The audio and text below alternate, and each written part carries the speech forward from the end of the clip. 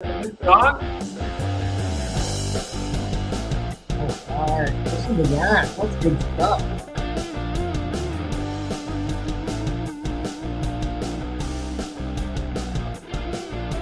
All right, Facebook Ohio Investor Group page. We are live again. It is Wednesday afternoon. We do this every Wednesday right around noon.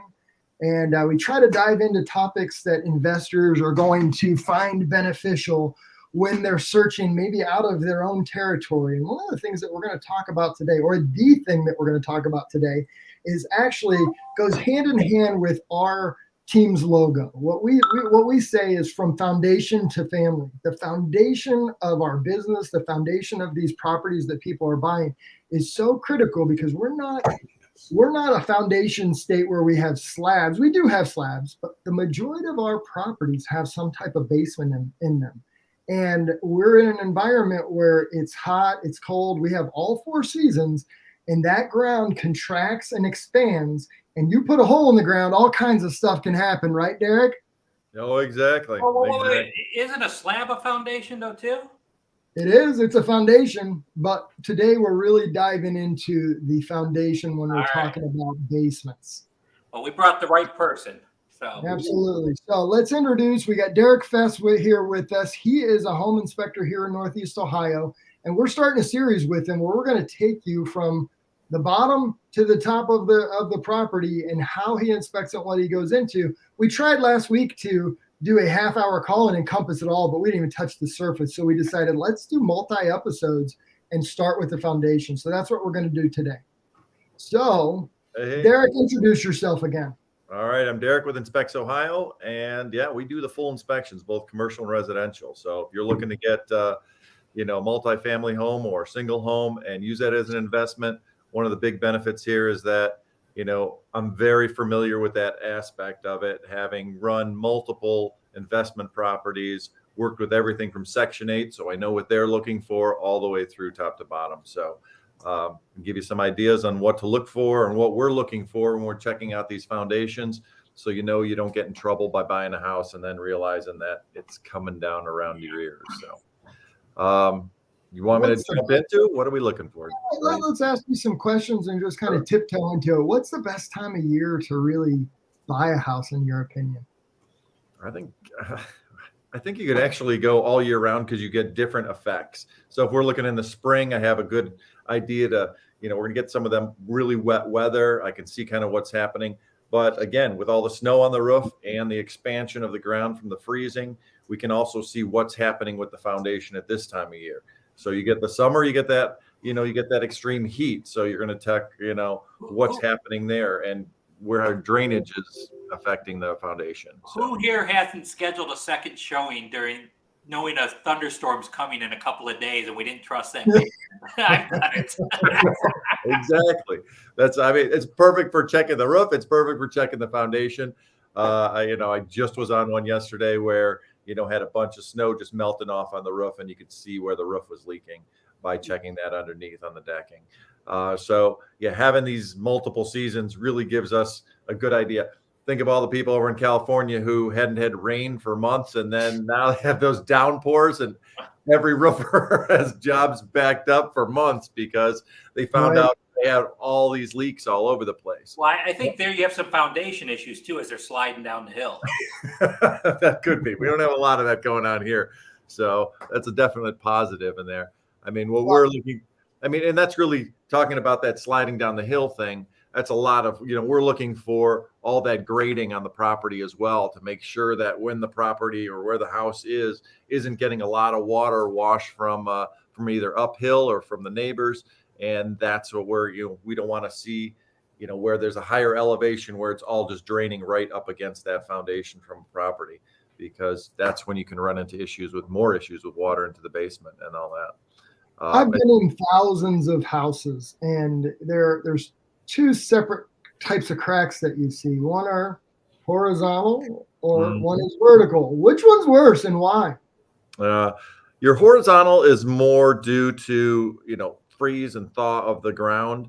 And your vertical is you're going to either have settlement or heaving with those vertical cracks. So when it's settling, you will look for a wider at the bottom, and then you'll get it narrower as it goes up, because the bottom is actually sinking down in those areas, and you'll have that area crack wider at the bottom. Whereas if it starts heaving, you'll end up with that crack at the top. So we try to designate really where the problem is and what's happening. Quite often, maybe half the property was built on just a dugout solid foundation. The other half might have been fill. So you end up getting some of that settlement, and you'll end up seeing those cracks that develop due to that settlement of that softer ground underneath. Or Derek, how big is too big? anything over an 1/8 inch. Well, here's foundation. I meant the crack.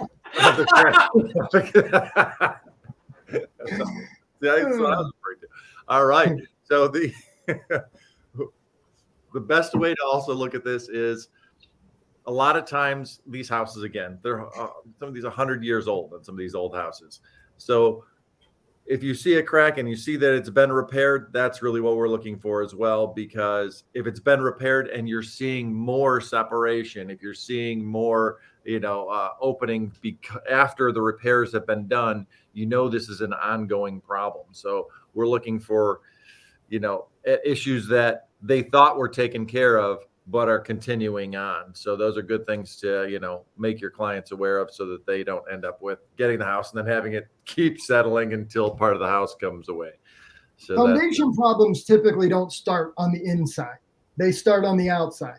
So let's go back in history. And when we're looking at foundations, what were the drainage standards? What was the fill standards? What have you seen over time that cause some of these problems on the outside that make the problems on the inside? Well, what we really look for is, first off, everybody planted a giant tree in their front yard. I love those guys. Actually, the plumbers love those guys. Yeah, the plumbers love them, right? You're talking about drainage tile and all that. You get these giant roots, 100-year-old tree just pushing these roots against the foundation, blocking up all the drainage tiles. Once those drainage tiles are blocked, where's that water sit? They dug a bowl to put this house in. Now they got to fill that bowl up with water every time it rains. So how much, is going to seep in because you built this bowl and then clogged up all the drainage lines. But definitely with trees in the front yards, great idea not only to have the examine the foundation, but also do a sewer scope. If your clients are looking to buy a house, and we handle all that as well, just to make sure that they're not getting into a spot where everything is clogged up with roots. And can it be though that a sewer scope would show clear, but yet the drain tiles are clogged from the top, like all the sediment that's clogged those holes up? It can, but even overflow, depending. Older ones, 100% all the way around the foundation. Either they could be blocked up with dirt and clay. We're talking could be 100 years, and there's old ceramic tile that runs around the house. Well, what happens is, as the sediment and everything builds up, it used to be just a gravel fill where you'd get that water filtration all the way down. But once that gravel starts to clog up and build layers and layers on top of it, then you don't get as good of water flow. And then sometimes the water will just sit right there up against the foundation. So definitely that's another thing we're looking for, grading that grades that water away from the house. That's why in a lot of these older houses, what they'll end up doing is they'll run a downspout that runs no longer into the footer drains around the footer of the foundation, but instead drains away from the house. You want to have it about 6 feet from the house. So the downspout will come down, dump that water 6 feet away, and then you don't have to worry about that water coming back into the bowl that was dug out for the house. So it's another way of getting around. So there are solutions without necessarily digging up that whole foundation. And the way it used to be for a long time, they didn't have gutters at all until they started realizing the foundation issues. They also have, some of these houses I go into have, they're made with giant boulders. They basically made the wall out of the rocks that were in the fields and everywhere else. And that's how the foundation was together. That's the house I walked through last night. Right. But it was dry. It was. Yeah, and some of them, it's also the quality of the soil below too. So if you have a much sandier soil compared to a clay soil, we have such a good variety here in Cleveland. From one house to the next, you could end up with phenomenal, drainage around that house and a real sandy soil. to a whole clay base where nothing drains and you end up with water sitting all over the place. So a lot of these investment properties tend to be in more of the city areas where you're lined up house to house to house. So everything's a little bit closer. So you end up having to look at where's that water coming from, where's it draining off, and how can we make sure it gets to the city sewer lines rather than, coming up and backing up back into that basement. Yeah. Now, I know this isn't truly foundational. However, when we go into a house, I mean, we can spot right away if a lot of times if there's some water issues, things like that we see, hydrostatic pressure, we see the stuff on the walls. What we don't know though is a lot of times you guys will find stuff in the beams and things like that are actually causing structural with the foundation. Right. I mean, sometimes you'll look around the edges of the foundation, you can actually see where either the beam is crushing in and cracking the foundation, or you get the bowing of the beams. These older beams where it's structurally not supporting the rest of the house. They've taken out walls. I've seen people make, giant mistakes, not knowing what they're doing. Moving wall, big one. I like the big notches in the beam. Oh, those are great. Yeah. So you look for the cutting it. Well, we had to put this pipe there, and then that's when I'm like going, oh my gosh. Somebody else was telling. We're gonna have to have you bring on, so when we know the topic, bring some pictures of the craziness that you've seen. I have pictures to show. So there's some stuff. I just walk in shaking my head, going, "Oh my gosh." What are your thoughts on the interior waterproofing systems? Oh, good question. Yeah. No, I see those a lot, and they really do, in a lot of the cases, solve the problem. You're just getting water that's coming under that footer, and before it gets in towards the basement and builds up behind the wall, it'll actually seep in under. Then they have an internal drainage system set up. So basically, instead of it seeping across the floor, instead of it seeping in the room, it hits the drainage line that they've built, and then they have a sump pump put in the basement. And so that pumps any of that water out, eliminates that buildup of moisture and dampness in the basement. The systems work. The systems work, and they're okay as long as there's not too extensive of a problem going on. Because obviously, a lot of the times what they run into is the water seeping through the walls and everything, and that happens because all of that builds up. You get basically again remembering that they're basically digging a bowl and putting this house into a bowl. So that's where that pressure keeps building and building, because the water, as it fills up around the house, it doesn't have anywhere to go because those drainage tiles are all clogged. So how are you getting that water out? By putting that internal drainage system in, that does work. So Derek and I work with a waterproofing company a lot of those internal water systems you see that big wall and it's just ugly. You see that big internal wall. These guys do it almost at ground level. So you don't really see the wall going around. My opinion is to not let the water in the first place is a better solution. Correct. Yeah, it is. It is to not let that water seep out. But everybody doesn't have that opportunity, especially when the houses are, like you say, the houses are, 12 feet apart in some situations, or less when they, if the driveway's on the other side, then the other side of the house has maybe, sometimes 8 feet before you hit the next house. There's a lot of things that go into this as well. When you're looking at it from an investor's standpoint, even a home buyer standpoint, you look at a house and you think, oh, that back wall is bowing. I could pay, let's say that back wall is $15,000 to dig up, seal from the outside, have it rebuilt structurally. But the expenses that people don't often think of, new landscaping, I got to tear up that patio or that deck out back. So your $15,000 all of a sudden turns into $60,000 real quick. That's why basements and foundations are so important. I think there's something in the Bible about how important foundations are. About that cornerstone. Cornerstone. Yeah. It's critical. So here, I deal with a lot of builders. I've always wanted to ask a home inspector this question, and this is like boxers or briefs. Are we going with cinder block, or are we going with poured wall foundation? What's your opinion? Oh, good one. It's like a throw it in your corner. Obviously, Obviously they did for many, many years. It was always cinder block, and then they switched over to poured. I worked doing concrete, so I know what goes into poured, and I knew what goes into the cinder block. All the You should newer have ones. given me a time limit for your answer. I Come know on, this say is that. tough, You're but going wild. because they're both good. I think that if you run into an issue and you have to replace part of a wall, I think you're better off with the cinder block. It's an easier fix down the line if you ever have an issue. So that's my answer on that. But they're great foundations, both of them. I don't have a problem with either one. Okay. I know when you make a big pour like that, what we run into is you end up shrinking. You get those shrinkage. So you end up with sometimes hairline cracks that go around a poured foundation, whereas you don't have that as often with the Shrinkage. I love how childish Cheech is. You said the word shrinkage and he hasn't stopped giggling. I just thought about Seinfeld. Yes, absolutely. these Like a frightened turtle. cold winters in Cleveland. What about those?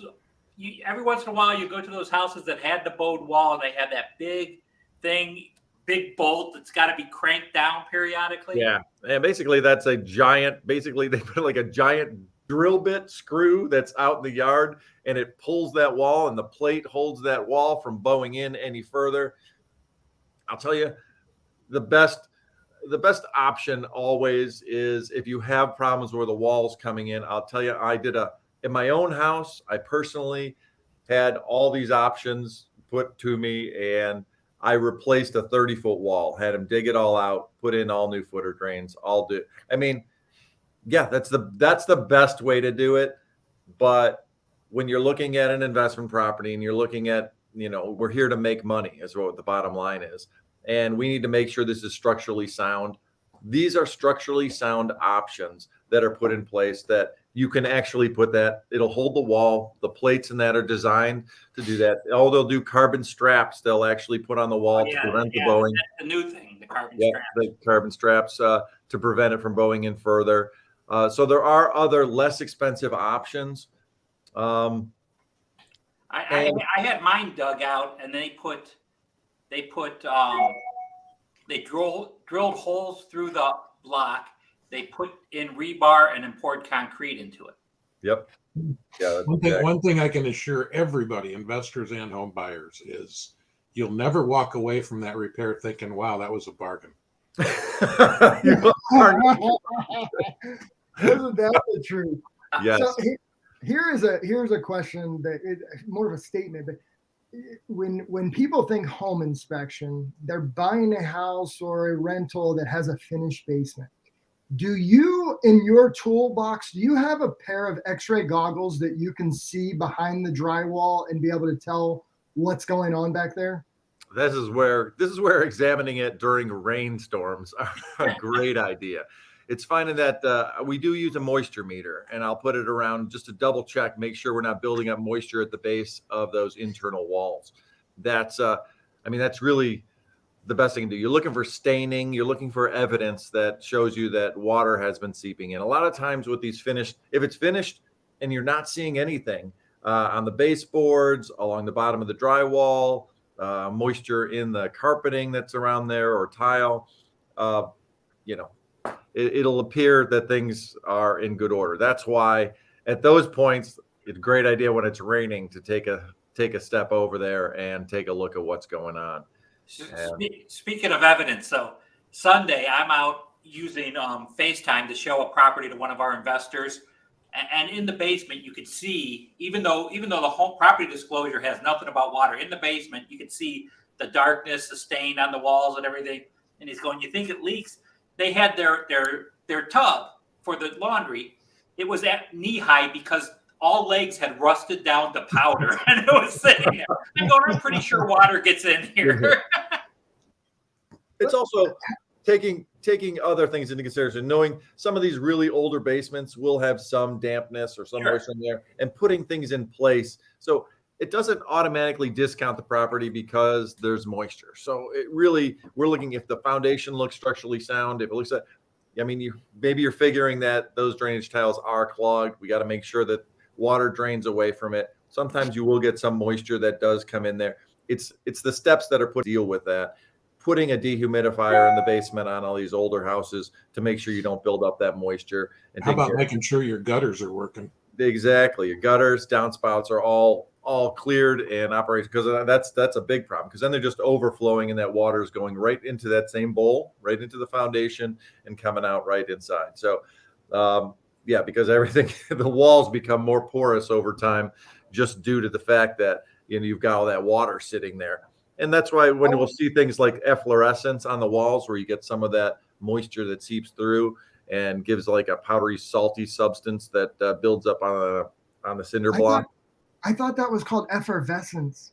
No, Oh, yeah, we've got this effervescence in our basement. I'm like, wow, that sounds amazing. It is not effervescence. how important is a sump pump, and what should you add to a sump pump to make sure it doesn't fail? Well, a sump pump is not necessary, and not necessarily necessary depending on the property. Let's put it that way. It's not always necessary. Some houses it is, some houses it isn't. It depends on, again, the condition of the soil and the drainage of that area. But if you do have a sump pump, having a battery backup, or they have a backup pump that will actually work off of your water line. So you can actually get one that, even if the power goes out, even if that power is out for a week, it can actually pump the water out based on the water from the city. So if you have city water, that water comes in, activates the pump, and pumps out more water than it brings in, and will allow you to maintain, you know, keeping the water out of the house.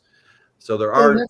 That's a great system, because if the battery dies, the water doesn't go off. And let's face it, if your sump pump kicks on, when does it kick on? It kicks on in a thunderstorm or a snowstorm, when water is intruding, and it's only going to go so long with a battery backup, and then that battery is going to die. So if we're in the middle of a thunderstorm, power dies, your sump pump isn't going to work. That's why it's important to have a battery backup or a water backup. But if you go battery backup, it only lasts so long. So I love that you brought that up. That was one of the questions I was going to ask. Yeah, there's a lot of people. How do you know if your soil or whatever is needed, so whether or not you need to have a sump pump? Well, when normally they built the house with that in mind. I mean, some houses are designed to shed the water away, and because they're set with this sewer line from the city, or I don't know, the systems are put in place to make sure that the house doesn't have those kind of issues, or they don't have, some of them will not even have drains in the basement, so that you don't have the issue where things will back up into the basement. And also one-way valves are phenomenal asset to the property too. So we're checking to make sure, if you do have a sump pump, to make sure that you do have a one-way valve on that thing. So if the water, if the city can't handle the water, you don't end up with all the water from your neighbors pushing into your basement. That's the, a key factor to look for with any sump pump, is to make sure that, you've got this this protection on your line. It's the backflow protection on the sump pump, but it's also, I've heard from plumbers before, that you really should get your backflow from your sewer inspected annually to make sure that's functioning as well. Otherwise, it may not be the water coming through the walls that gets you. It might be the water that bubbles up through the sewer. And trust me, if it's the water that comes through the sewer, that's worse. Yeah, that's not something we can easily see, because that's usually further in the basement drain line. So us checking the backflow valve on the sewer is not normally something we'll be able to check. I mean, like I said, we can scope and sewer scope all, all the drain lines around, as well as your sewer line, to make sure that we don't have any intrusions or anything going on there. But as the standard general home inspection, that's doesn't usually fall into the realm of what we do. Okay. Yeah, you're going to feel like another question I have Andy is Dufresne making his 300-yard crawl. Yeah. Dehumidifier or no dehumidifier in the basement? Yes. Why? Dehumidifier, yes. Keep that moisture level down. You don't want to have excess moisture building up, especially in these older basements. A lot of them are, like I said, these old can be boulders, all put together and sealed together in the wall with mortar, and you get some of these older basements where moisture is just going to wick in. So having something that just takes that moisture and eliminates it so it doesn't build up in those spaces where it can cause microbial growth. I hate to say the word mold, so I'll say microbial growth because mold freaks people out, but it's not always bad. We can also do mold testing. We do laboratory testing for mold and asbestos, and you name it, we can, test for all of that. But yeah, you just want to keep that moisture level down, and having a dehumidifier in times where, you're going to have excess moisture around, that's just a good idea. Excellent. On a basement where I'm there's going to take it a second. mold in the corners and stuff like that, is bleach sufficient enough to kill that? I'm not a mold remediation specialist, so anything I say cannot be used against me in the court of law. They say Windex. Just spray the The Just don't lick it. Just don't lick it. Don't lick it. It's like lead-based paint. Don't eat the white potato chips on the floor. It's not a good idea. My grandmother would just wipe that off and be like, "Get out of the way. Just all right, it's cleaned up, done. All right." A little Windex, right? Exactly. Some pine saw, make it smell a little better. Good to go. I'm going to add, even on newer houses, you want to run a dehumidifier, and the main reason is because with new building standards, they're putting all kinds of waterproofing systems. They're much more contained and energy efficient, but at the same time, they hold moisture in way better than the old houses did that had the drafts and stuff. And it's important to keep that moisture out of the basement, even on the new houses. Running a dehumidifier is never a bad idea. Here's another one for you. Now, a lot of people now in these newer houses with these real sealed cell houses where everything, they don't want to have any air go in or out. Then they put on the humidifier. These are wonderful. Then they're like, I was told it's that nice, warm heat because it heats everything up and you get so much more humidity in the air. We went in and looked at a house and they couldn't figure out where they're getting staining on the ceilings all over the place. They didn't know what was going on. And we looked into the attic space and it was raining. They have so much moisture in the air that it was hitting the cold roof deck from, house covered in snow. All that moist air hits the roof deck, condensates just like a glass on a hot summer day. Well, that whole roof deck is it's raining down. So everywhere throughout this whole attic space, they had like their own little thunderstorm. Rainstorm building up there. So yeah, another thing to just keep in mind. And you see, and we'll notice that too, because you'll look at the bottom and these in the roof underneath in the decking, and you'll see the nails, all the nail heads or the points on the nail, points on every nail are all rusted out because they have excessive moisture buildup and that from the interior. So yeah, having something that helps eliminate the moisture, maybe just also not turn up that interior humidifier so much.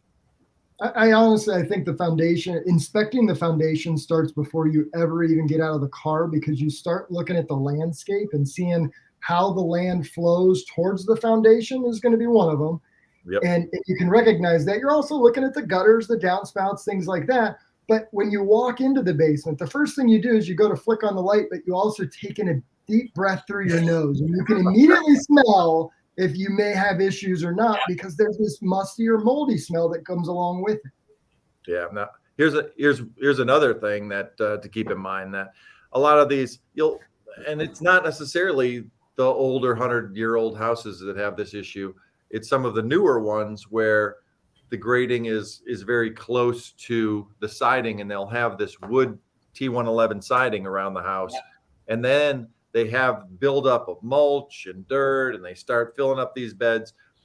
That siding should be at least 6 inches before you hit the ground and mulch and all that, so you don't end up with wicking moisture that wicks right into that wood siding and gets right into your sill plate around the house. So I've seen where it'll rot out the bottom of that wood siding. I mean, around here, and there's developments around here with Bob Schmidt where they've done tons of these houses, all with that wood T111 siding, and then build up all the way around it with landscaping and everything. And then you get that water wicks, it rots the whole bottom. It starts to rot the sill plate down at the bottom. So you have the whole weight of the house on this softening, rotting out sill plate, and you get that whole settlement where you'll start to see cracking in the walls and the drywall and everything with inside the house. So keeping, properly grading around a house is very important in watching it. So as Blaise was saying, watching what you plant around it too, and how close you're planting to it. Yeah.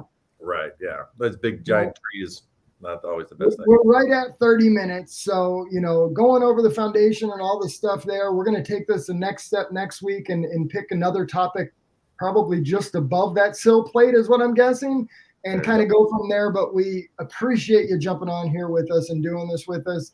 I think that was awesome information that homeowners, investors, anybody buying a house where there's a hole in the ground and they got to pay attention to different aspects of how this can fail.